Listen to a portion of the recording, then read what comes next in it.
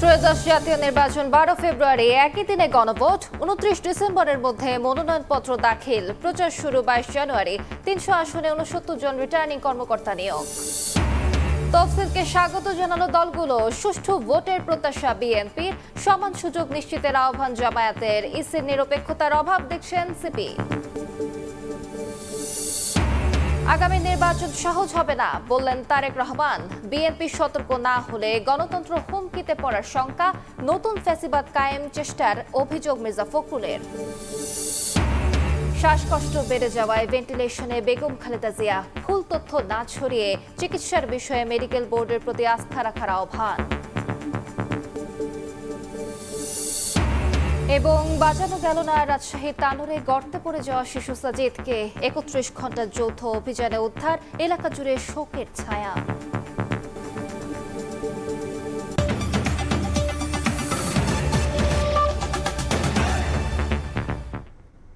প্রবাসী সময়ের সঙ্গে আছি আমি আলিশা ইসলাম।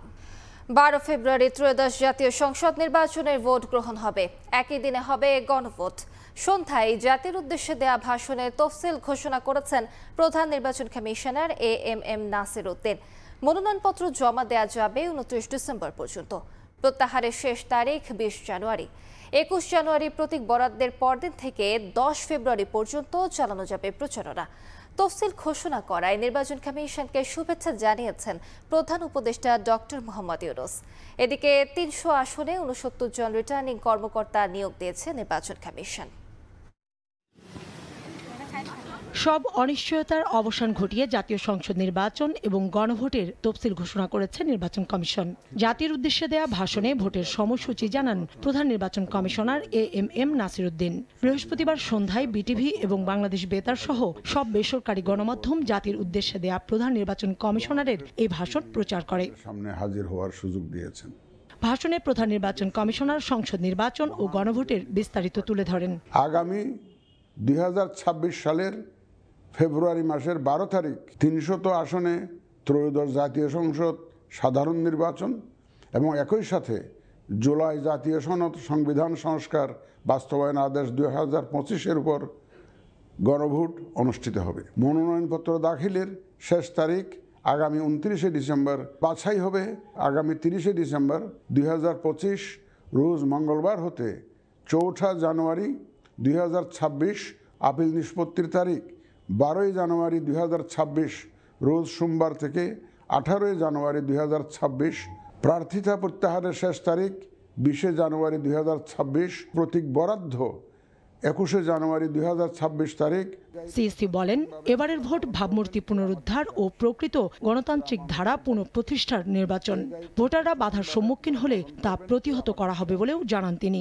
যে কোনো ভয়ভীতি, প্রলোভন, প্রবঞ্চনা এবং সীমাবদ্ধতার ঊর্ধ্বে উঠে নিঃসংকোচে আপনাদের ভোটাধিকার প্রয়োগ করুন। অসত্য এবং অসৎ উদ্দেশ্যে প্রচারিত কোনো তথ্যে কান দিবেন না।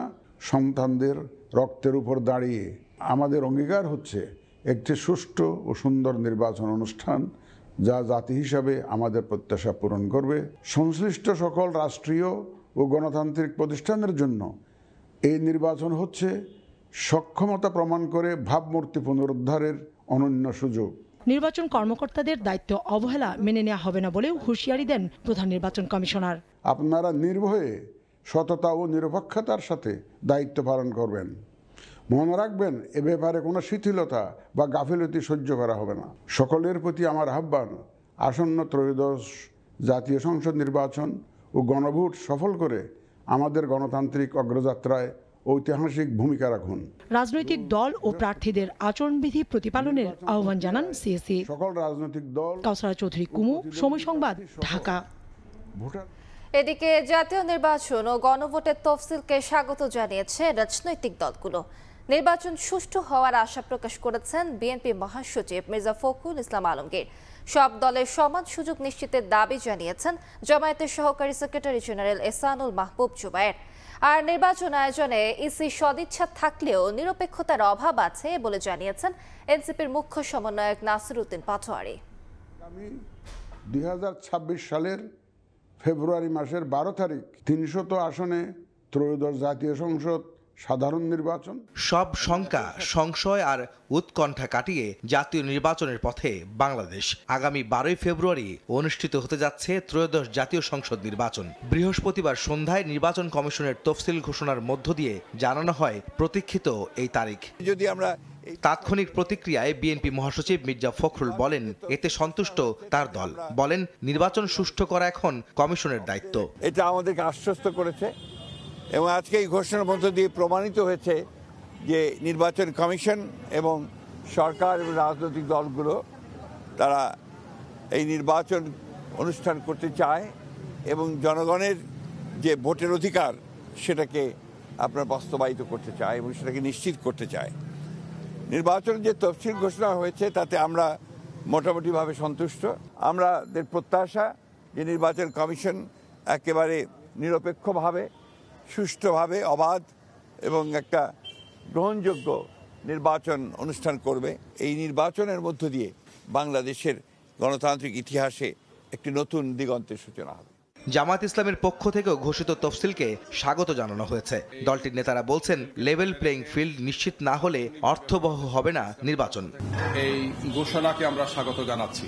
আমরা মনে করি যে এর মাধ্যমে জাতীয় সংসদ নির্বাচন নিয়ে কোনো অনিশ্চয়তা থাকলে সেটা কেটে যাবে ইনশাআল্লাহ। সবগুলো রাজনৈতিক দলের জন্য লেভেল প্লেইং ফিল্ডকে নিশ্চিত করা, অবৈধ অস্ত্র উদ্ধার করা এবং জাতীয় সংসদ নির্বাচনকে অর্থবহ করার জন্য প্রশাসনিক এবং অন্যান্য যতগুলো দায়িত্ব আছে এই সবগুলো দায়িত্ব পালনে তারা সর্বোচ্চ দায়িত্বশীলতার পরিচয় দিয়ে তারা দায়িত্ব পালন করবেন। আগামী ফেব্রুয়ারিতে নির্বাচনের তারিখ ঘোষণাকে স্বাগত জানালেও জাতীয় নাগরিক পার্টির নেতারা বলছেন সুষ্ঠু নির্বাচন আয়োজনে কমিশনের সদিচ্ছা আছে, তবে ইসির ওপর শতভাগ আস্থা রাখতে পারছে না এনসিপি। নির্বাচন কমিশন দলীয় প্রভাবের বাহিরে গিয়ে কতটুকু নিরপেক্ষ হতে পারবে সেই বিষয়ে আমাদের সন্দেহের জায়গা রয়েছে। বর্তমান যে নির্বাচন কমিশন রয়েছে তাদেরকে একটি পুনর্গঠনের কথা, কিন্তু তাদের অধীনে নির্বাচন আয়োজন হতে যাচ্ছে। তারা অনেক উদ্যোগ নিয়েছে প্রবাসী ভোটাধিকারের বিষয়ে, আমরা সেগুলোকে স্বাগত জানাচ্ছি, কিন্তু তারা তাদের কর্মের পরিচয় দেখাতে হবে যে এটা আগের যে রকিবুল কমিশন রয়েছে সেটা থেকে আলাদা। নির্বাচনের আগে আইন শৃঙ্খলা পরিস্থিতি অনুকূলে রাখা সহ সুষ্ঠু নির্বাচনী পরিবেশ ফিরিয়ে আনতে সরকার ও নির্বাচন কমিশনের প্রতি আহ্বান জানান রাজনৈতিক দলের নেতারা। আহমেদ সালেহীন, সময় সংবাদ, ঢাকা। আগামী নির্বাচন সহজ হবে না। বিএনপি নেতাকর্মীরা সতর্ক না হলে দেশের গণতন্ত্র ও সার্বভৌমত্ব হুমকির মধ্যে পড়বে। বিএনপির দেশ করার কর্মসূচিতে কথা বলেছেন দলের ভারপ্রাপ্ত চেয়ারম্যান তারেক রহমান। এদিকে দলের মহাসচিব বলেছেন শিগগিরই দেশে ফিরে নির্বাচনে ধানের শীষকে জয়ী করতে নেতৃত্ব দেবেন তারেক রহমান। নতুন ফ্যাসিবাদ চাপিয়ে অপচেষ্টা রুখতে সবাইকে সজাগ থাকার আহ্বান জানান মির্জা ফখরুল। জনতার রায়ে ক্ষমতায় গেলে দেশকে কিভাবে গড়ে তোলা হবে সেই পরিকল্পনা নিয়ে সপ্তাহব্যাপী দেশ গড়ার কর্মসূচি বিএনপির। পঞ্চম দিনে বৃহস্পতিবার সকালে রাজধানীর কৃষিবিদ ইনস্টিটিউশন মিলনায়তনে যোগ দেন সারা দেশ থেকে আসা নেতাকর্মীরা। 5ই আগস্ট আমরা মুক্ত হয়েছি। দলটির মহাসচিব মির্জা ফখরুল ইসলাম আলমগীর বলেন ধর্মকে ব্যবহার ও ৭১-এর বিরুদ্ধে অবস্থান নিয়ে নতুন ফ্যাসিবাদ চাপিয়ে দেওয়ার অপচেষ্টা চালাচ্ছে একটি গোষ্ঠী। ৭১ সাল আমাদের অস্তিত্ব, পত্রিকা দেখলাম 1971 সালের প্রজন্ম নাকি নিকৃষ্টতম প্রজন্ম। কোন সাহস এই কথাগুলো বলে তারা? আরেকটা ফ্যাসিজম অন্য দিক থেকে আমাদের উপরে চেপে বসতে চাইছে কিনা? শিগগিরই তারেক রহমান দেশে ফিরে ধানের শীষকে জয়ী করতে নেতৃত্ব দেবেন বলেও জানান মির্জা ফখরুল। আমাদের নেতা খুব শিগগিরই আমাদের মাঝে আসবেন। নেতা যেদিন আমাদের আসবেন, যেদিন বাংলাদেশে পা দেবেন, সেদিন যেন সমগ্র বাংলাদেশ কেঁপে উঠে। বন্ধু, একই অনুষ্ঠানে দলটির ভারপ্রাপ্ত চেয়ারম্যান তারেক রহমান যুক্তরাজ্য থেকে ভার্চুয়ালি যুক্ত হয়ে বলেন আগামী নির্বাচন সহজ হবে না। বিএনপি নেতাকর্মীরা সতর্ক না হলে দেশের গণতন্ত্র ও সার্বভৌম হুমকির মধ্যে পড়বে। আমি 1 বছর আগে বলেছিলাম যে এই নির্বাচনটি আমরা যত সহজ ভাবছি অ্যাকচুয়ালি নির্বাচনটি তত সহজ নয়। এখনো যদি আমরা সিরিয়াস না হই, সামনে এই দেশের অস্তিত্ব, সার্বভৌমত্ব হুমকির সম্মুখীন হবে। দেশ গড়ার দলীয় পরিকল্পনা জনগণের কাছে পৌঁছে না দিলে অন্যরা ভোটারদের বিভ্রান্ত করবে সতর্ক করে তারেক রহমান বলেন ধানের শীষের পক্ষে জনরায় আনতে হলে তাদের সব কর্মীকে মাঠে নামতে হবে। যে দলীয় যে পরিকল্পনা দেশ এবং মানুষকে ঘিরে এই পরিকল্পনার কথাগুলো মানুষের কাছে পৌঁছে দিতে হবে। মানুষের রায় আপনার দলের পক্ষে, ধানের শীষের পক্ষে আনতে হবে নির্বাচনের দিন, ভোটের দিন। নির্বাচনের আগে অনেক দলের পরিকল্পনা আসবে, তবে বিএনপির মতো বাস্তবসম্মত দেশ গড়ার পরিকল্পনা অন্য কেউ দিতে পারবে না বলে দৃঢ়তার সঙ্গে জানান দলটির ভারপ্রাপ্ত চেয়ারম্যান। মহিলাদের জন্য ফ্যামিলি কার্ডের ব্যবস্থা করব। আহমেদ সালেহীন, সময় সংবাদ, ঢাকা। বেগম খালেদা জিয়াকে ইলেকটিভ ভেন্টিলেটর সাপোর্টে নেওয়া হয়েছে বলে জানিয়েছে মেডিকেল বোর্ড।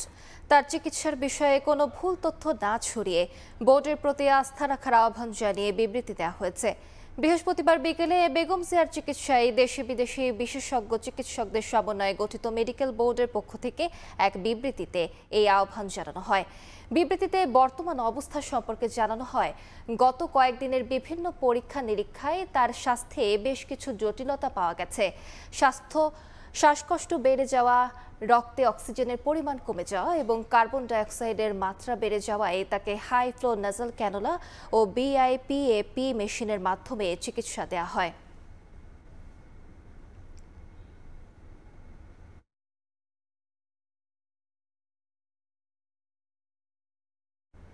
প্রবাসের সময় আরও থাকছে। পুরান ঢাকায় আবারও প্রকাশ্য দিবালোকে গুলি করে হত্যা, ব্যবসায়িক দ্বন্দ্বে হত্যার অভিযোগ পরিবারের, জড়িতদের চিহ্নিত করে সর্বোচ্চ শাস্তির দাবি। বাঁচানো গেল না রাজশাহীর তানোরে গভীর নলকূপের পাইপে পড়ে যাওয়া শিশু সাজিদকে। 31 ঘন্টার উদ্ধার অভিযানে খননযন্ত্র ব্যবহার করে 50 ফুট গভীর থেকে শিশুটিকে বের করে আনেন ফায়ার সার্ভিসের কর্মীরা। তবে হাসপাতালে নেয়ার পর মৃত ঘোষণা করেন চিকিৎসক। ঘটনাস্থল থেকে আব্দুস সালামের ধারণ করা ছবিতে বিস্তারিত জানাচ্ছেন মওদুদ রানা। টানা 31 ঘন্টার অক্লান্ত প্রচেষ্টার পর অবশেষে উদ্ধার করা হয় শিশু সাজিদকে। উদ্ধার শেষে আগে থেকেই প্রস্তুত মেডিকেল টিম শিশুটির প্রাথমিক স্বাস্থ্য পরীক্ষা করে। এরপর তানোর উপজেলা স্বাস্থ্য কমপ্লেক্সে নেওয়া হলে মৃত ঘোষণা করেন চিকিৎসক।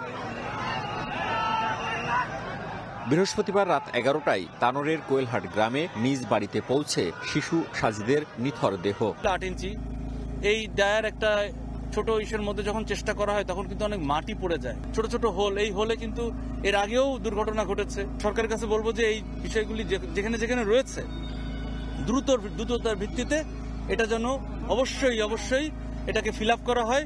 বুধবার দুপুরে মায়ের সঙ্গে বাড়ির পাশে বিলে যাওয়ার সময় পরিত্যক্ত গভীর নলকূপের গর্তে পড়ে যায় 2 বছরের শিশু সাজিদ। পরে শুরু হয় উদ্ধার অভিযান। খনন করা হয় বড় গর্ত, ব্যবহৃত হয় বিশেষ সরঞ্জাম ও খনন যন্ত্র। ফায়ার সার্ভিসের 8টি ইউনিটের চেষ্টায় বৃহস্পতিবার রাত 9টার দিকে মাটির প্রায় 50 ফুট গভীর থেকে শিশুটিকে বের করে আনেন ফায়ার সার্ভিসের কর্মীরা। মওদুদ রানা, সময় সংবাদ, রাজশাহী। জোট করলেও নিজ দলীয় প্রতীকেই ভোট করতে হবে রাজনৈতিক দলকে, এমন রায় দিয়েছেন হাইকোর্ট। বিচারপতি ফাতেমা নজিব ও বিচারপতি ফাতেমা আনোয়ারের হাইকোর্ট বেঞ্চ বৃহস্পতিবার সন্ধ্যায় এ রায় দেন। এ রায়ের ফলে গণপ্রতিনিধিত্ব আদেশের বা আরপিও সংশোধিত এমন বিধানের বৈধতা নিয়ে করা রিটটি খারিজ হয়ে গেল। নির্বাচনে জোটবদ্ধ হলেও নিজ দলের প্রতীকে নির্বাচন করার বিধান চ্যালেঞ্জ করে আনা রিটের শুনানি নিয়ে 1 ডিসেম্বর 10 দিনের রুল জারি করেন হাইকোর্ট। এ রুলে বিএনপি, জামায়াত সহ শীর্ষ সব রাজনৈতিক দল পক্ষভুক্ত হয়। ববি হাজ্জাজের নেতৃত্বাধীন রাজনৈতিক দল জাতীয় গণতান্ত্রিক আন্দোলনের মহাসচিব মমিনুল আমিন হাইকোর্টে রিটটি করেন। আরপিও সংশোধন অধ্যাদেশে বলা হয়, একাধিক দল জোটবদ্ধ হয়ে প্রার্থী দিলে তাকে নিজ দলের প্রতীক বরাদ্দ দেওয়া হবে। অর্থাৎ বড় দলের সঙ্গে কোনো ছোট দল জোট করলে এবং ছোট দলের প্রার্থী প্রতিদ্বন্দ্বিতা করলে তিনি আর আগের মতো বড় দলের প্রতীক পাবেন না।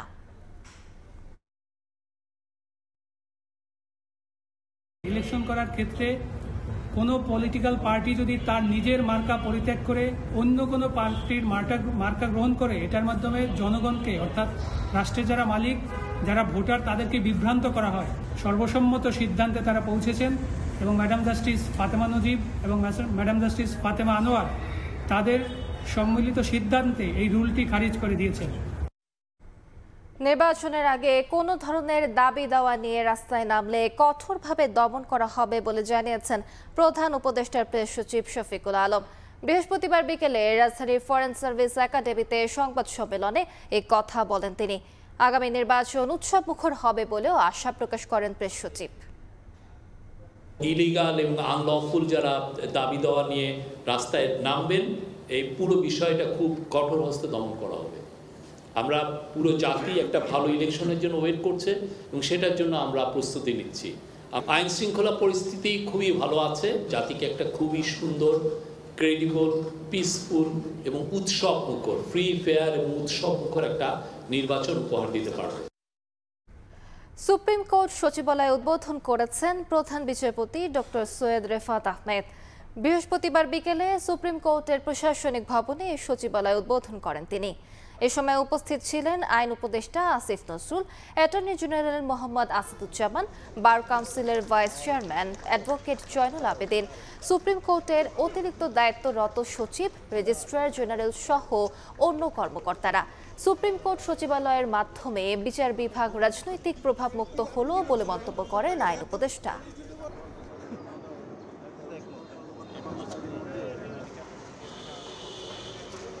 কি রায় হবে, কিভাবে রায় হবে না, এই সমস্ত কিছু, কোন মামলাটা আগে শুনানি হবে, কোন মামলা হবে না, বিচারকদের পোস্টিং, পদোন্নতি, বদলি, সমস্ত কিছু রাজনৈতিক প্রভাবের মাধ্যমে নিয়ন্ত্রণ করা হতো। এখন আর রাজনৈতিক প্রভাব থাকবে না। আগামীতে আমরা বিশ্বাস করি এই সচিবালয় বাংলাদেশে আইনের শাসন প্রতিষ্ঠার পথে একটা বিরাট ভূমিকা রাখবে। এটি এখানে শেষ হলো না। আমাদের এখন সবচেয়ে বড় যে আমাদের পদক্ষেপ নিতে হবে সেটা হচ্ছে এই সচিবালয়ের যে কার্যক্রম, এটা স্থায়িত্ব বজায় রাখা, এবং সামনের মাস এবং বছরগুলো বলে দেবে সেটা আমরা কত সাফল্যের সাথে সেটা আমরা অর্জন করতে পারবো। সবার কাছে আমার আহ্বান রইল, আগামীতে যে নির্বাচিত সরকার আসবেন তাদের তো বটেই, এই সচিবালয়ের ধারাবাহিকতা, আইনের শাসন বজায় রাখা, গণতন্ত্রকে বজায় রাখা, এই ধারাবাহিকতা যেন অটল থাকে। সদ্য পদত্যাগ করা 2 উপদেষ্টার অধীনে থাকা 3 মন্ত্রণালয় পুনর্বণ্টন করা হয়েছে। মন্ত্রিপরিষদ বিভাগ এক প্রজ্ঞাপনে এ তথ্য জানিয়েছে। মাহফুজ আলমের দায়িত্বে থাকা তথ্য ও সম্প্রচার মন্ত্রণালয়ের দায়িত্ব পেয়েছেন পরিবেশ উপদেষ্টা সৈয়দা রিজওয়ানা হাসান। পদত্যাগের আগে আসিফ মাহমুদ সজীব ভুঁইয়া দায়িত্ব সামলাতেন 2টি মন্ত্রণালয়ের। এর মধ্যে যুব ও ক্রীড়া মন্ত্রণালয়ের দায়িত্ব পেয়েছেন আইন উপদেষ্টা ডক্টর আসিফ নজরুল। স্থানীয় সরকার, পল্লী উন্নয়ন ও সমবায় মন্ত্রণালয়ের দায়িত্ব দেওয়া হয়েছে শিল্প উপদেষ্টা আদিলুর রহমান খানকে। এবার পরিবারের জন্য নয়, নিজের নামে অনৈতিকভাবে ফ্ল্যাট গ্রহণের অভিযোগে ব্রিটিশ এমপি টিউলিপ সিদ্দিকের বিরুদ্ধে চার্জশিট দিচ্ছে দুদক। ইস্টার্ন হাউজিংকে অনৈতিক সুবিধা দিয়ে ফ্ল্যাট গ্রহণের মামলায় চার্জশিটের অনুমোদন দিয়েছে কমিশন। এদিন উপদেষ্টা পদ থেকে সরে দাঁড়ানো আসিফ মাহমুদ ও মাহফুজ আলমের সম্পদের হিসাব প্রকাশের দাবি জানিয়ে দুদকের সামনে মানববন্ধন করে দুর্নীতি বিরোধী ছাত্র জনতা। গুলশানে ইস্টার্ন হাউজিংকে অনৈতিকভাবে প্লট নির্মাণের সুযোগ করে দিয়ে ব্রিটিশ এমপি টিউলিপ সিদ্দিক একই ভবনে বিনামূল্যে ফ্ল্যাট গ্রহণ করেন। চলতি বছরের 15 এপ্রিল এ অভিযোগে টিউলিপ সিদ্দিকের পাশাপাশি রাজুকের সাবেক 2 আইন কর্মকর্তা শাহ খসরুজ্জামান ও সর্দার মুশাররফ হোসেনের বিরুদ্ধে মামলা করে দুদক। চলতি বছরের জুলাইয়ে মামলা তদন্ত যখন একেবারে শেষ পর্যায়ে, তখন মামলার আসামি শাহ খসরুজ্জামান হাইকোর্টে এক রিটের পরিপ্রেক্ষিতে খসরুজ্জামানের তদন্ত 3 মাসের জন্য স্থগিত করে। পরে চেম্বার আদালতে গেলেও দুদক নো অর্ডার আদেশ পায়। বিকল্প কোনো উপায় না পেয়ে দীর্ঘ 5 মাস পর টিউলিপের সঙ্গে থাকা আসামি খসরুজ্জামানকে বাদ দিয়ে আপাতত টিউলিপ সিদ্দিক সহ 2 জনের বিরুদ্ধে চার্জশিট দাখিল করতে যাচ্ছে দুদক। ইস্টার্ন হাউজিং লিমিটেড বিভিন্ন ফ্ল্যাট নির্মাণ করে বিক্রয়ের অনুমোদন গ্রহণ করা হয়েছে। এই অনুমোদন প্রক্রিয়ায় অনৈতিকভাবে এবং ক্ষমতার অপব্যবহার পূর্বক এটা অনুমোদনযোগ্য করা হয়েছে এবং বিক্রয়ের অনুমোদন প্রক্রিয়ায় এই কাজটুকু করা হয়েছে। এদিকে জনতা ব্যাংক থেকে এস আলমের 5টি প্রতিষ্ঠানের মাধ্যমে 9,428 কোটি টাকার বেশি আত্মসাতের অভিযোগে আলাদা 5 মামলা করেছে দুদক। 9,428 কোটি 59 লক্ষ টাকারও বেশি অর্থ আত্মসাৎ এবং মানি লন্ডারিংয়ের সম্পৃক্ত অপরাধ সংগঠন করায় এই 5টি প্রতিষ্ঠানের বিরুদ্ধে মামলা রুজুর সিদ্ধান্ত গৃহীত হয়েছে। এদিন উপদেষ্টা পদ থেকে সরে দাঁড়ানো আসিফ মাহমুদ, সজীব ভুইয়া ও মাহফুজ আলমের সম্পদের হিসাব প্রকাশের দাবি জানিয়েছে দুর্নীতি বিরোধী ছাত্র জনতা। দুদকের সেগুনবাগিচা কার্যালয়ের সামনে মানববন্ধন করেন দুই উপদেষ্টার অধীনে গত 17 মাসে সংশ্লিষ্ট মন্ত্রণালয়গুলোর দুর্নীতির চিত্র প্রকাশ করার দাবি জানান তারা। তাসনিম তৌহিদ, সময় সংবাদ, ঢাকা। জুলাই আগস্টের মামলায় আওয়ামী লীগের সাধারণ সম্পাদক ওবায়দুল কাদেরের বিরুদ্ধে তদন্ত কর্মকর্তার কাছে জবানবন্দি দিলেন ডাকসুর ভিপি সাদিক কায়েম। বৃহস্পতিবার সকালে আন্তর্জাতিক অপরাধ ট্রাইব্যুনালে আসেন তিনি। সঙ্গে ছিলেন ডাকসুর সাহিত্য ও সাংস্কৃতিক সম্পাদক মুসাদ্দিক আলী ইবনে মোহাম্মদ এবং পরিবহন সম্পাদক আসিফ আবদুল্লাহ। এই দুজন জবানবন্দি দেন ঢাকা বিশ্ববিদ্যালয়ের সাবেক ভিসি মাকসুদ কামালের মামলায়। সাদিক কায়েম অভিযোগ করেন, অন্তর্বর্তী সরকারের কেউ এবং ঢাকা বিশ্ববিদ্যালয় শিক্ষক সমিতির একাংশ মাকসুদ কামালকে সেফ এক্সিট দেওয়ার চেষ্টা করছে। ছাত্র আন্দোলন চলাকালে বহিরাগতদের নিয়ে এসে শিক্ষার্থীদের ওপর হামলার সঙ্গে জড়িত ছিলেন তৎকালীন ভিসি মাকসুদ কামাল। এ সময় বিশ্ববিদ্যালয়ের তখনকার প্রশাসন ওবায়দুল কাদের, বাহাউদ্দিন নাসিম, ছাত্রলীগ নেতাদের শাস্তি দাবি করেন সাদিক কায়েম। আমরা 17 জুলাই ঢাকা বিশ্ববিদ্যালয়ে গাইবানা জানাজা দিয়েছিলাম এবং সেই গাইবানা জানাজা বিসি চত্বর আছে, সেই বিসি চত্বরেই কর্মসূচি দেওয়া হয়। সেই বিসি চত্বরের গাইবানা জানাজা কর্মসূচিতে ছাত্রলীগের সন্ত্রাসীরা এবং খুনি হাসিনার পেটোয়া বাহিনী দফায় দফায় সেদিন আমাদের উপর হামলা করেছিল এবং এক পর্যায়ে বিশ্ববিদ্যালয় ক্যাম্পাস বন্ধ ঘোষণা করেছিল। তখন আমরা সামগ্রিকভাবে সবার সাথে কথা বলে আমরা সিদ্ধান্ত নিয়েছিলাম আমরা এই ক্যাম্পাসে অবস্থান করব। এই হাসিনার পতন না হওয়ার পর্যন্ত আমরা আমাদের আন্দোলন আমরা জারি রাখব। বিভিন্ন পর্যায়ের যারা দায়িত্বে ছিল সবাই এই সাথে জড়িত ছিল। তো আমাদের সামগ্রিক জবানবন্দিতে আমরা ঘটনার বিস্তারিত প্রবাহগুলো জানিয়েছি। প্রবাসের সময় আরো থাকছে। মিয়ানমারের রাখাইনে হাসপাতালে জান্তা বাহিনীর বিমান হামলা, নিহত অন্তত 31, আহত অর্ধশতাধিক। নির্বাচনের আগে বিদ্রোহী দমনে ব্যাপক অভিযান চালাচ্ছে জান্তা। পুরান ঢাকায় আবারও প্রকাশ্য দিবালোকে গুলি করে হত্যার ঘটনা ঘটেছে। বৃহস্পতিবার বেলা 12টার দিকে শ্যামবাজারের রূপলাল দাস লেনে আব্দুর রহমান নামের এক ব্যবসায়ীকে গুলি করে হত্যা করে কয়েকজন দুর্বৃত্ত। স্বজনরা বলছেন, ব্যবসায়িক দ্বন্দ্বের জেরে এই হত্যাকাণ্ড। তদন্ত সাপেক্ষে মামলার প্রস্তুতি চলছে বলে জানিয়েছে পুলিশ। শ্যামবাজারের রূপলাল লেন, বেলা 12টা। প্রতিদিনের মতোই কর্মক্ষেত্রে যাচ্ছিলেন ব্যবসায়ী আব্দুর রহমান। এ সময় পেছন থেকে তাকে গুলি করে কয়েকজন দুর্বৃত্ত। গুলিবিদ্ধ অবস্থায় তাকে মিটফোর্ড হাসপাতালে নিলে মৃত ঘোষণা করেন চিকিৎসক। প্রত্যক্ষদর্শীরা বলছেন, প্রথমে গুলির শব্দ শুনে বাইরে এলে কয়েকজনকে দৌড়ে পালিয়ে যেতে দেখেন। এ সময় নয়ন নামে একজন স্থানীয়কে চিনতে পারেন তারা।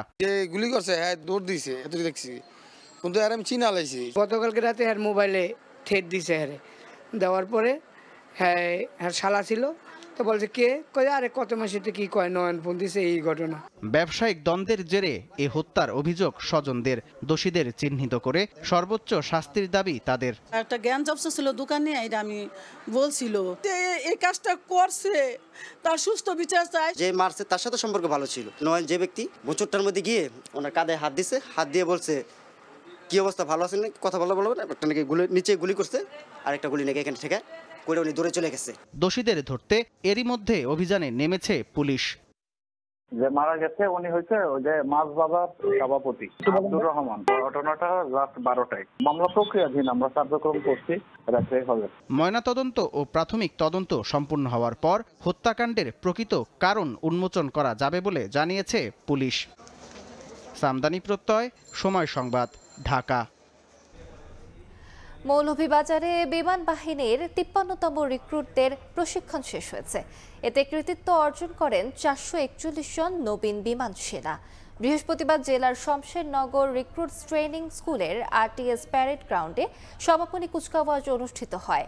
এতে প্রধান অতিথি ছিলেন বিমান বাহিনীর প্রধান air chief marshal Hasan Mahmud Khan. এ সময় তিনি অভিবাদন গ্রহণ ও কুচকাওয়াজ পরিদর্শন করেন। নবীন রিক্রুটদের সততা, একাগ্রতা ও নিষ্ঠার সঙ্গে কাজ করে যোগ্য বিমান সেনা হিসেবে নিজেদেরকে গড়ে তোলার আহ্বান জানান তিনি। পাশাপাশি জাতীয় নির্বাচনে সর্বাত্মক সহযোগিতা করতে বিমান বাহিনী দৃঢ় প্রতিজ্ঞ বলেও জানান বিমান বাহিনী প্রধান। আসন্ন জাতীয় নির্বাচনেও আমরা সর্বাত্মক সহায়তা দিতে দৃঢ় প্রতিজ্ঞ। হেলিকপ্টারের মাধ্যমে বিভিন্ন প্রত্যন্ত অঞ্চলে ইলেকশনের বিভিন্ন সরঞ্জাম সরবরাহ ছাড়াও জনবল প্রেরণ করার জন্য যে আমরা কাজ করি, তার অতিরিক্ত আমরা আরও ১,০০০-১,২০০ লোককে প্রশিক্ষণ দিয়ে ইলেকশনের জন্য যে কোনো দায়িত্ব পালনের জন্য প্রস্তুত করছি। তারল্য সহায়তা দিয়ে দুর্বল ব্যাংককে বাঁচিয়ে রাখা হলেও খেলাপির চাপে বন্ধ হতে যাচ্ছে নন ব্যাংকিং নয় আর্থিক প্রতিষ্ঠান। এখানেও ব্যাংকের মতোই অবসায়ন প্রক্রিয়া অনুযায়ী এসব প্রতিষ্ঠানে জমানো টাকা ফেরত দেওয়ার নিশ্চয়তা দিচ্ছে বাংলাদেশ ব্যাংক। তবে কোনো তহবিল গঠন করে সচল রাখা যায় কিনা তা আবারও ভেবে দেখার পরামর্শ অর্থনীতিবিদদের। সাইফুল ইসলামের রিপোর্ট। লাভের আশায় সব মিলিয়ে প্রায় ৭ লাখ টাকা আভিভা ফাইন্যান্সে বিনিয়োগ করেন গাজীপুরের বাসিন্দা সৈকত দাস। এখন যদি এই ফাইন্যান্সগুলো যদি দেউলিয়া ঘোষণা করা হয় এবং আমাদের যদি কোনো প্রকার টাকা পয়সা আমাদের যদি না দেওয়া হয়, তাহলে মূলত কথাটা সত্যি বলা হচ্ছে, যেটা আত্মহত্যা করার ভিত্তিতে মানুষের কোনো উপায় থাকবে না। শুধু সৈকত নয়, এমন বহু মানুষ বিপাকে পড়েছেন খেলাপি ঋণ, জালিয়াতি ও দুর্নীতির কারণে বন্ধ হতে যাওয়া ব্যাংক বহির্ভূত আর্থিক প্রতিষ্ঠানে আমানত রেখে। এই অবস্থায় আর্থিক খাতে শৃঙ্খলা ফেরাতে 9টি প্রতিষ্ঠান বন্ধের সিদ্ধান্ত নিয়েছে বাংলাদেশ ব্যাংক। তবে এমন কঠোর সিদ্ধান্তেও আমানতকারীদের কোনো ক্ষতি হবে না বলে জানিয়েছে বাংলাদেশ ব্যাংক। বিএফআইগুলো যাদের অবস্থা খুবই খারাপ, তাদের ঘুরে দাঁড়ানোর কোনো সম্ভাবনা নেই, সেগুলো অবসান হবে। প্রতিষ্ঠান বন্ধ হলে খেলাপি ঋণের কি হবে, আর কিভাবেই বা ফেরত দেওয়া হবে আমানতকারীদের অর্থ? দেশের সার্বিক অর্থনৈতিক কর্মকাণ্ড বিবেচনায় এসব আর্থিক প্রতিষ্ঠানের ক্ষেত্রেও শর্ত সাপেক্ষে কোনো সুবিধা দেওয়া যায় কিনা তা ভেবে দেখার পরামর্শ অর্থনীতিবিদদের। তাদেরকে একটা ক্যাপিটাল সাপোর্ট বা লিকুইডিটি সাপোর্ট একটা দিয়ে একটা নির্দিষ্ট সময় বেঁধে দিয়ে বলতে হবে যে তোমরা এর মধ্যে ঘুরে দাঁড়াও, যে না পারো ইউ মাস্ট কুইট। তুলনামূলক ভালো হিসেবে চিহ্নিত 15টি আর্থিক প্রতিষ্ঠানের ৪৯,৬৪৩ কোটি টাকা ঋণের মধ্যে খেলাপি রয়েছে ৩,৬২৭ কোটি টাকা। সাইফুল ইসলাম, সময় সংবাদ, ঢাকা। 13 বছর বন্ধ থাকার পর আবারও চালু হতে যাচ্ছে বাংলাদেশ ও পাকিস্তানের মধ্যে সরাসরি ফ্লাইট। সবকিছু ঠিক থাকলে চলতি মাসে প্রাথমিকভাবে ঢাকা করাচি রুটে সপ্তাহে 3টি ফ্লাইট চলবে। দুদেশের মধ্যে অর্থনৈতিক সম্পর্ক এবং বাণিজ্যিক আদান প্রদানের ওপর এই রুটের সাফল্য নির্ভর করবে বলে মনে করছেন অর্থনীতিবিদরা। রৌনক নিয়ন্তার প্রতিবেদন।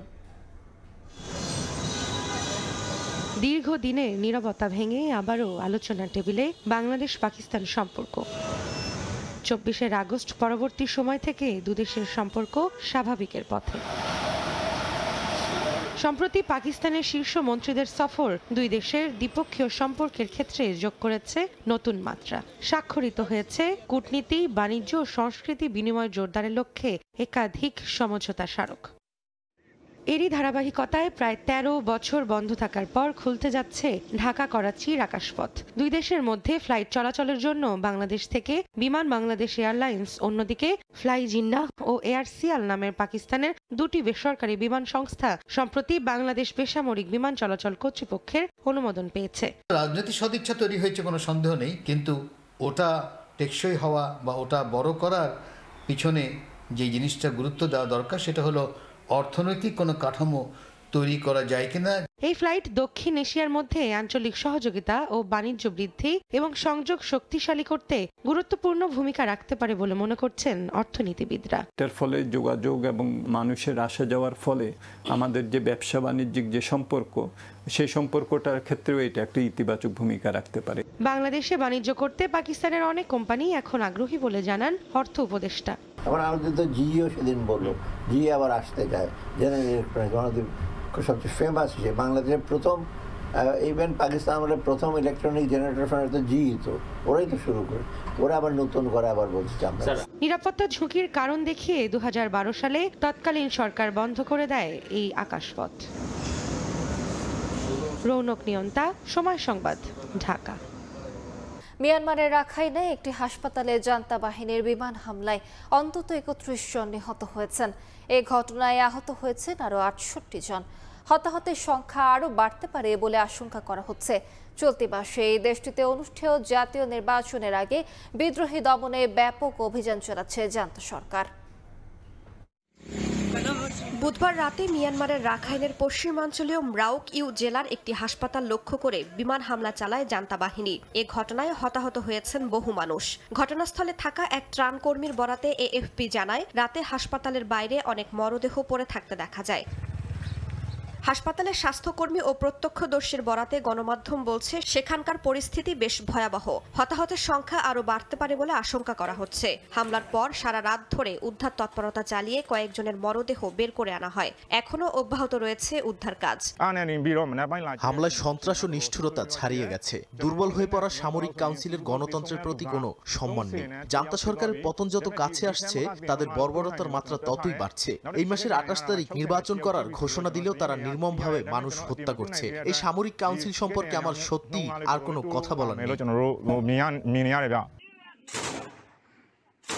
গেল সপ্তাহেই সাগাইয়ে একটি চায়ের দোকানে জান্তা বাহিনীর হামলায় অন্তত 18 জন নিহত হন। মিয়ানমারের সামরিক পর্যবেক্ষকরা বলছেন, 2021 সালে অভ্যুত্থানের মাধ্যমে জান্তা বাহিনী ক্ষমতা দখলের পর থেকে চলমান গৃহযুদ্ধে প্রতি বছর বিমান হামলার সংখ্যা বেড়েছে। দেশটিতে চলতি মাসেই জাতীয় নির্বাচন অনুষ্ঠিত হওয়ার কথা। বিশ্লেষকদের মতে, নির্বাচনের আগে বিদ্রোহীদের নিয়ন্ত্রণে থাকা অঞ্চল পুনর্দখলে ব্যাপক অভিযান চালাচ্ছে সামরিক বাহিনী। রাইসা জান্নাত, সময় সংবাদ। পাকিস্তানে কোর্ট মার্শালে দোষী সাব্যস্ত হলেন আইএসআইয়ের সাবেক প্রধান ফয়েজ হামিদ। স্থানীয় সময় বৃহস্পতিবার 4টি অভিযোগে তাকে 14 বছরের কারাদণ্ড দেওয়া হয়েছে।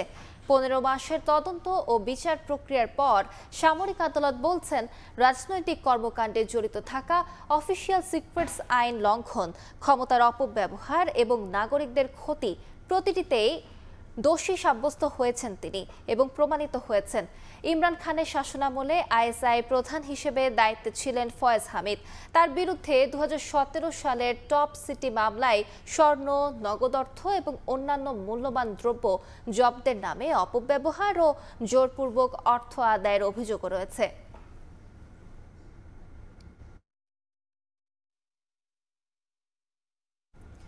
শ্রমিক সংগঠনের ডাকা ধর্মঘটে অচল পর্তুগাল। হাসপাতাল, বিমানবন্দরের মতো জরুরি সেবা সীমিত পরিসরে চললেও বৃহস্পতিবার পুরোপুরি বন্ধ ছিল মেট্রো রেল সহ অন্যান্য প্রশাসনিক কার্যক্রম। এতে চরম বিপাকে পড়েন স্থানীয় সহ প্রবাসী বাংলাদেশিরা। কঠোর আইন নয়, বরং উন্নত বেতন কাঠামো ও মর্যাদাপূর্ণ কাজের পরিবেশের দাবি শ্রমিক নেতাদের। লিসবন থেকে তারেকুল হাসান আশিকের রিপোর্টে বিস্তারিত। গণপরিবহন একেবারে সীমিত, তাই বৃহস্পতিবার স্বাভাবিক কাজকর্মে ব্যক্তিগত যানবাহনই ছিল পর্তুগালবাসীর একমাত্র ভরসা। তবে সাধারণ ধর্মঘটের কারণে মেট্রো রেল বন্ধ এমন সাইনবোর্ড ঝুলিয়ে মধ্যরাত থেকেই বন্ধ রাখা হয় সাবওয়ে স্টেশনগুলোর প্রবেশপথ। ডানপন্থী সরকারের প্রস্তাবিত শ্রম আইন সংশোধনের বিরুদ্ধে এদিন দেশটির প্রধান দুটি শ্রমিক সংগঠন সিজিটিপি ও ইউজিটির ডাকা ধর্মঘটে অংশ নেন পর্তুগালের বেশিরভাগ শ্রমজীবী। মেট্রো রেলের পাশাপাশি পুরোপুরি বন্ধ ছিল সব শিক্ষা প্রতিষ্ঠান সহ অতি জরুরি নয় এমন বেশিরভাগ প্রতিষ্ঠানের কার্যক্রম। হাসপাতালগুলোতে শুধুমাত্র জরুরি সেবা দেওয়া হলেও বন্ধ ছিল স্থানীয় হেলথ সেন্টার ও পূর্ব নির্ধারিত সার্জারি সহ নানা নার্সিং সেবা। ধর্মঘটের সবচেয়ে বেশি প্রভাব লক্ষ্য করা যায় লিসবন এয়ারপোর্টে। কিছু সংখ্যক ফ্লাইট ওঠানামা করলেও বেশিরভাগই বাতিল করা হয়। মাসখানেক ধরেই ধর্মঘটের প্রস্তুতি থাকায় আগে পরে বিভিন্ন ফ্লাইটে যাত্রীদের গন্তব্যে পৌঁছে দেওয়ার চেষ্টা করে এয়ারলাইন্সগুলো। সীমিত পরিসরে দূরপাল্লার কিছু ট্রেন চললেও যাত্রা বাতিল করা হয় বেশিরভাগের। এরপরও বৃহস্পতিবার জরুরি প্রয়োজনে বিভিন্ন গন্তব্যে না যেতে পেরে চরম দুর্ভোগে পড়েন যাত্রীরা। পর্তুগালে এমন কঠোর ধর্মঘট আগে কখনো দেখেননি প্রবাসী বাংলাদেশিরাও। পর্তুগালে একটি সাধারণ ধর্মঘট চলছে, যে কারণে মেট্রো সহ অন্যান্য পরিবহন সেবা বন্ধ আছে, বাচ্চাদের স্কুল বন্ধ আছে, যেটা গত 13 বছর পরে নতুন করে এরকম একটা ধর্মঘট সম্পন্ন হচ্ছে। হসপিটালে আমার একটা ভ্যাকসিনের অ্যাপয়েন্টমেন্ট আছে, সরকারি হসপিটাল, তো হয়তো ওখানেও ধর্মঘট। আমি এখন দুশ্চিন্তায় আছি যে আসলে আমার ভ্যাকসিন হবে কিনা। পর্তুগালে এমন স্ট্রাইক আমি আর কখনো দেখি নাই। এখন আজকের স্ট্রাইকে অফিস আদালত সব বন্ধ, দোকানের কাজকাম সবকিছুই বন্ধ, কেউ কাজ করছে না। বৃহস্পতিবার ভোর থেকে ধর্মঘটের সময় নির্ধারিত থাকলেও বুধবার থেকেই কার্যক্রম বন্ধ রাখে ধর্মঘটকারীরা। শুক্রবারও এই ধর্মঘটের প্রভাব অব্যাহত থাকবে বলে ধারণা করছে সংশ্লিষ্টরা। সরকারের প্রস্তাবিত শ্রম আইনের সংশোধনের মধ্যে রয়েছে কর্মীদের চাকরি স্থায়ী না করে নিয়োগকর্তাদের বারবার অস্থায়ী চুক্তির নবায়ন করার সুযোগ করে দেয়া, কর্মী ছাঁটাইয়ের ক্ষেত্রে প্রচলিত বিধিনিষেধ কমিয়ে আনা বা কর্মজীবী বাবা মায়ের প্রচলিত বিভিন্ন সুযোগ সুবিধা কমিয়ে আনার মতো শতাধিক নানা বিতর্কিত বিষয়। শ্রমিক নেতারা বলছেন, এই ধর্মঘটের মাধ্যমে সরকার কর্মীদের শক্তি উপলব্ধি করবে, সময় কঠিন নয় বরং আরো সহজ করতে পদক্ষেপ নেবে। তারিকুল হাসান আশিক, সময় সংবাদ, লিসবন, পর্তুগাল। অস্ট্রেলিয়ায় অপ্রাপ্ত বয়স্কদের সামাজিক মাধ্যম ব্যবহারে নিষেধাজ্ঞা দেয় আইনের প্রতি সমর্থন জানিয়েছেন দেশটির অভিভাবকরা। তবে অনেকেই এই আইনের সফলতা নিয়ে দ্বিধায় আছেন। অস্ট্রেলিয়া থেকে SM আমিনুল রুবেলের রিপোর্ট। অস্ট্রেলিয়ায় 16 বছরের কম বয়সীদের সামাজিক মাধ্যম ব্যবহার নিয়ে নতুন আইনে ব্যাপক আগ্রহ দেখা দিয়েছে বিশ্বজুড়ে। শৈশবে মানসিক উন্নয়ন, পড়াশোনা কিংবা খেলাধুলা বাদ দিয়ে এই প্ল্যাটফর্মগুলির কারণে সৃষ্ট সম্ভাব্য নেতিবাচক অভ্যাস এবং মানসিক স্বাস্থ্য ঝুঁকি থেকে রক্ষা করার লক্ষ্যে বিশ্বের প্রথম দেশ হিসেবে অস্ট্রেলিয়া এই আইন কার্যকর করেছে। এটিকে স্বাগত জানিয়েছে দেশটির শিশু কিশোরদের অভিভাবকেরা। স্থানীয় সংবাদ মাধ্যমের জরিপে দেখা গেছে, বেশিরভাগ অভিভাবক অস্ট্রেলিয়ার শিশু কিশোরদের জন্য নতুন সোশ্যাল মিডিয়া নিষেধাজ্ঞার প্রতি সমর্থন জানিয়েছেন। এখন সন্তানেরা আগের চেয়ে পড়াশোনায় আরও মনোযোগী হবে আর পরিবারের সাথে ঘনিষ্ঠ সময় কাটাতে পারবে, এমনটাই প্রত্যাশা তাদের। যদিও এই উদ্যোগের সফলতা নিয়ে বিশ্বের অনেক দেশের মতো অস্ট্রেলিয়ার অনেক বাসিন্দার মধ্যেও দ্বিধাও রয়েছে। অনেকের ধারণা, শিশুরা বয়স লুকিয়ে কিংবা নানান অবৈধ উপায়ে আবারও সোশ্যাল মিডিয়ায় ফিরে যাওয়ার চেষ্টা করবে। এমনকি কেউ কেউ হয়তো নানামুখী নিষিদ্ধ কাজে আগ্রহী হয়ে উঠতে পারে বলেও আশঙ্কা করা হচ্ছে। অস্ট্রেলিয়ায় এখন গ্রীষ্মকালীন ও বড়দিনের স্কুল ছুটির মৌসুম চলছে। শৈশব থেকেই স্মার্টফোন ও সোশ্যাল মিডিয়ার উপর মারাত্মক নির্ভরশীল একটি প্রজন্ম এই প্রথম সামাজিক যোগাযোগ মাধ্যম ছাড়া ছুটি কাটাবে। SM আমিনুল রুবেল, সময় সংবাদ, অস্ট্রেলিয়া। মালয়েশিয়ার UCSI ইউনিভার্সিটিতে অনুষ্ঠিত হয়ে গেল ত্রিদেশীয় উৎসব দেশি নাইট 2025। বাংলাদেশ, ভারত ও পাকিস্তানের সংস্কৃতিকে কেন্দ্র করে বুধবার হয় এই আয়োজন। এতে অংশ নেয় বাংলাদেশ সহ বিশ্বের 18টি দেশের শিক্ষার্থী ও মালয়েশিয়ার 25টি বিশ্ববিদ্যালয়ের শিক্ষার্থীরা। অংশগ্রহণকারী শিক্ষার্থীরা নাচ, গান, নাটক ও ভিন্নধর্মী পরিবেশনার মাধ্যমে নিজ নিজ দেশের ঐতিহ্যবাহী সংস্কৃতি তুলে ধরেন। ত্রিদেশীয় উৎসবের বিশেষ প্রদর্শনীতে বাংলাদেশের ইতিহাস ও সংস্কৃতি চমৎকারভাবে ফুটিয়ে তোলা হয়। এই উৎসব মালয়েশিয়ায় অধ্যয়নরত বাংলাদেশি শিক্ষার্থীদের পারস্পরিক সম্প্রীতি জোরদার করেছে বলে জানান আয়োজকরা।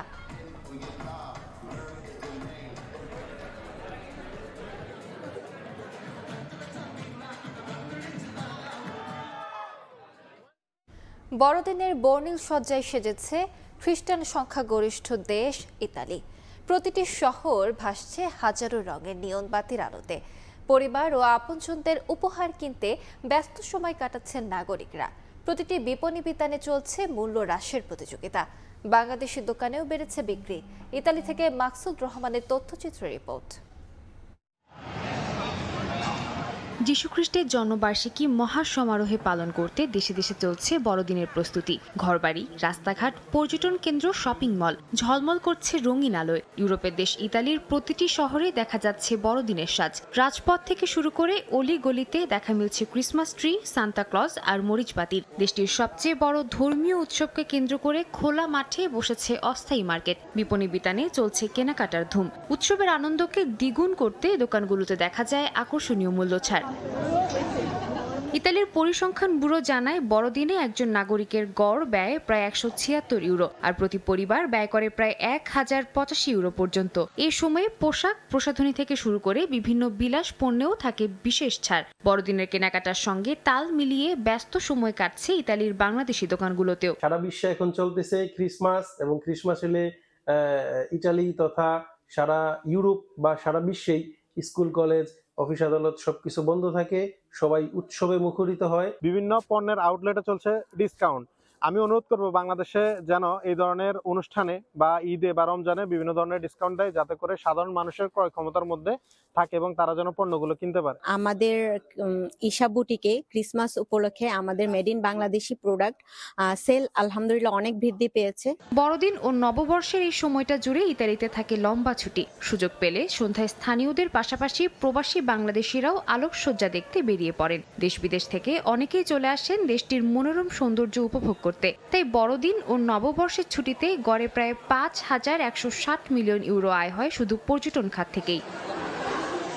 ইতালিতে বড়দিন এখন কেবল ধর্মীয় উৎসব নয়, বরং বছরের সবচেয়ে বড় পারিবারিক ও সামাজিক মিলন মেলা। ঘরে ঘরে হয় উপহার বিনিময়, আর উৎসবের রাতে দল বেঁধে গির্জায় সমবেত হন মানুষজন। প্রার্থনা আর শুভেচ্ছা বিনিময়ের এই পরিবেশ নাগরিকদের মধ্যে বাড়িয়ে তোলে সম্প্রীতি ও পারস্পরিক বন্ধন।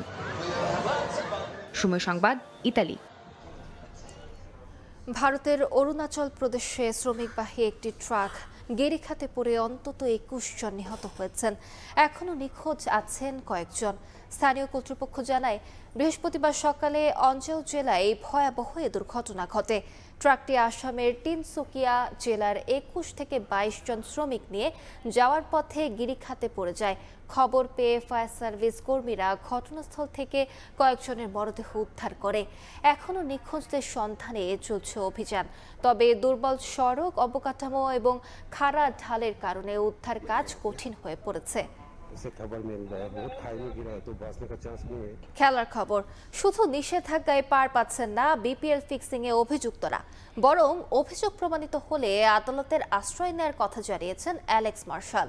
ফিক্সিংকে ফৌজদারি আইনের আওতায় আনার ওপর গুরুত্ব আরোপ করেন বিসিবির দুর্নীতি দমন ইউনিটের প্রধান। নতুন আসরে দুর্নীতি ঠেকাতে ফ্র্যাঞ্চাইজি মালিক ও অধিনায়কদের সঙ্গে আলোচনায় বসে দেয়া হবে সুনির্দিষ্ট নির্দেশনা। বিপিএলকে স্বচ্ছ করার প্রক্রিয়ায় বাদ পড়েছেন 9 ক্রিকেটার। অভিযোগ প্রমাণিত না হলেও তদন্ত কার্যক্রম চলছে বেশ জোরে সোরে। সন্দেহের তালিকায় আছেন মোট 60 জন। নতুন আসর দুর্নীতি মুক্ত রাখতে ডাগআউট কিংবা ড্রেসিং রুমে পুরোপুরি নিষিদ্ধ হবে ডিজিটাল ডিভাইস।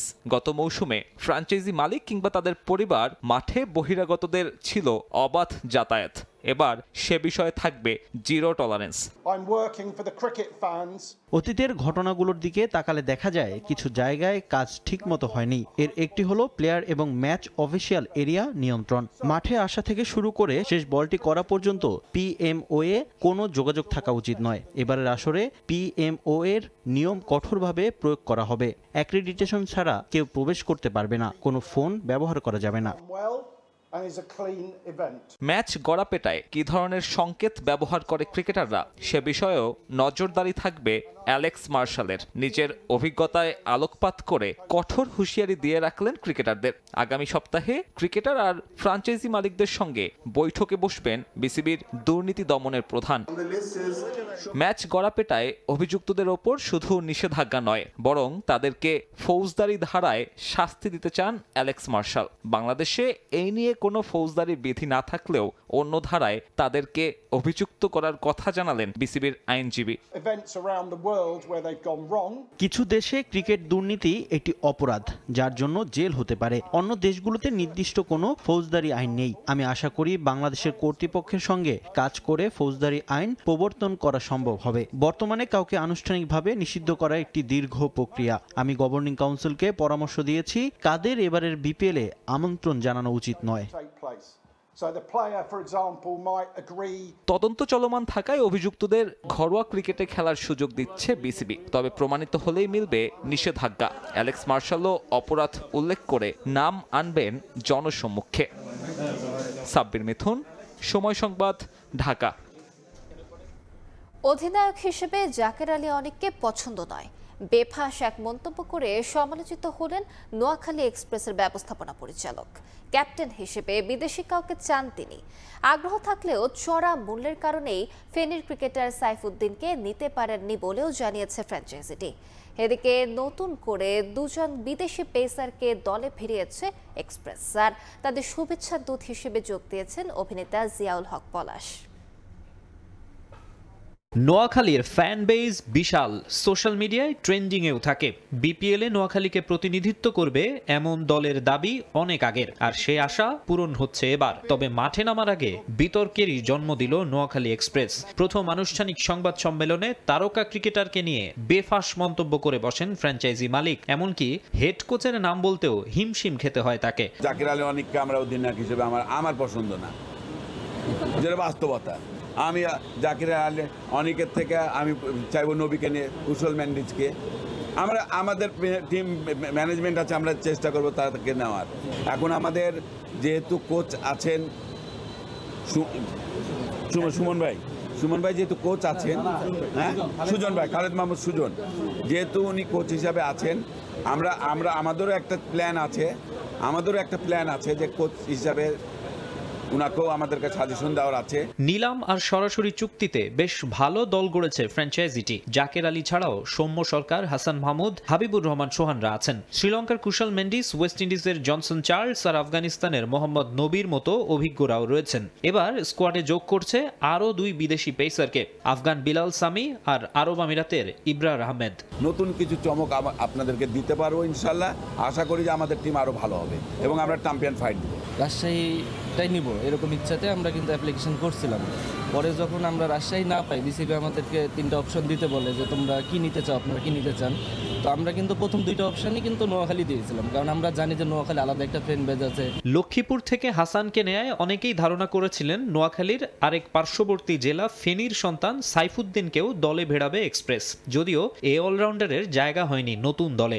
মোহাম্মদ সাইফুদ্দিনকে আমাদের ইচ্ছা ছিল তাকে টিমে নেওয়ার, কিন্তু আমরা হয়তো যে কোনো কারণে নিতে পারি নাই, প্রাইজ বেশি এই ইয়াতে নিতে পারি নাই। এদিন ফ্র্যাঞ্চাইজিটির শুভেচ্ছা দূত হিসেবে যুক্ত হয়েছেন জনপ্রিয় অভিনেতা জিয়াউল হক পলাশ। নিজ জেলার দলকে শুভকামনা জানিয়েছেন তিনি। আমি মনে করি এটা অনেক আগেই হওয়া উচিত ছিল, যেহেতু এত বছর পরে হয়েছে, তাও তো হয়েছে, তো এই আনন্দটা অন্যরকম। আশা করি নোয়াখালী এক্সপ্রেসের মাধ্যমে বিপিএল এবার অনেক, বিপিএলে নোয়াখালী এক্সপ্রেস ভালো একটা পারফরমেন্স তারা দিবেন। 26 ডিসেম্বর শুরু হবে বিপিএল। উদ্বোধনী দিনই মাঠে নামবে নোয়াখালী এক্সপ্রেস। মাকসুম আলম খান, সময় সংবাদ, ঢাকা। জুনিয়র হকি বিশ্বকাপে চ্যালেঞ্জার ট্রফি জিতে দেশে ফিরেছে বাংলাদেশ দল। দলের এমন সাফল্যে সন্তুষ্ট টিম অফিসিয়াল ও ফেডারেশন। এই সফলতা কাজে লাগিয়ে দেশের হকিতে বিপ্লব আনতে চায় ফেডারেশন।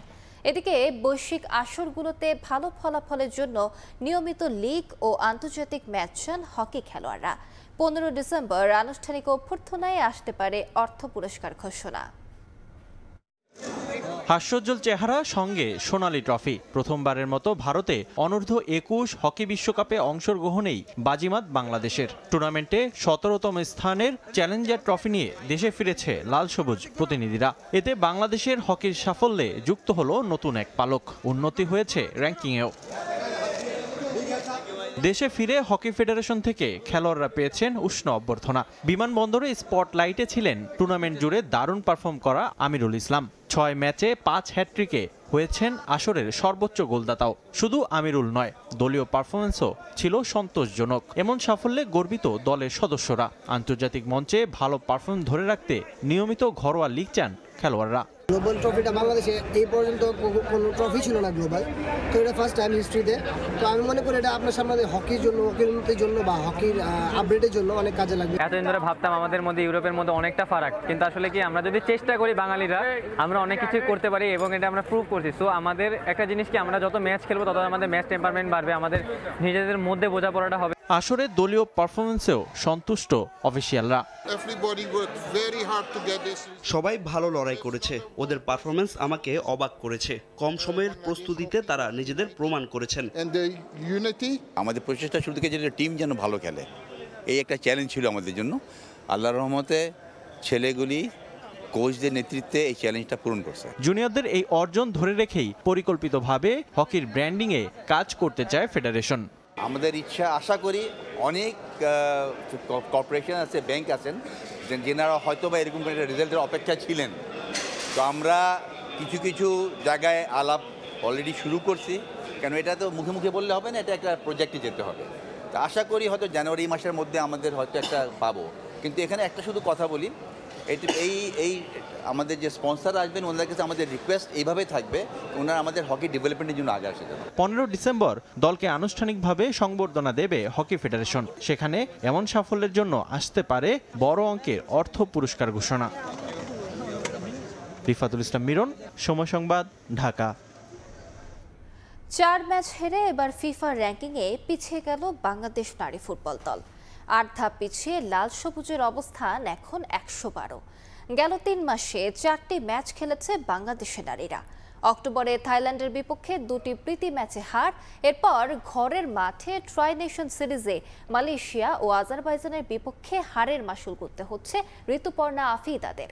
সবশেষ ফিফা র্যাঙ্কিংয়ে সর্বোচ্চ 24 ধাপ এগিয়ে 104-এ উঠে এসেছিল লাল সবুজ। এবার 8 ধাপ পিছিয়ে গেল পিটার বাটলারের দল।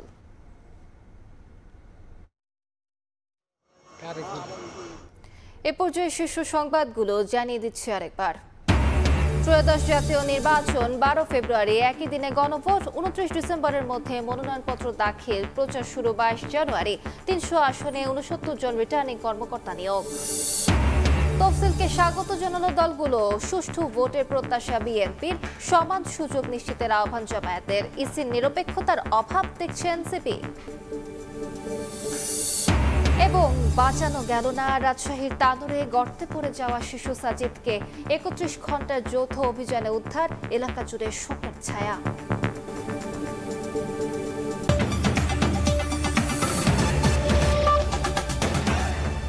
এ ছিল প্রবাসী সভায়, সঙ্গে থাকুন সময়।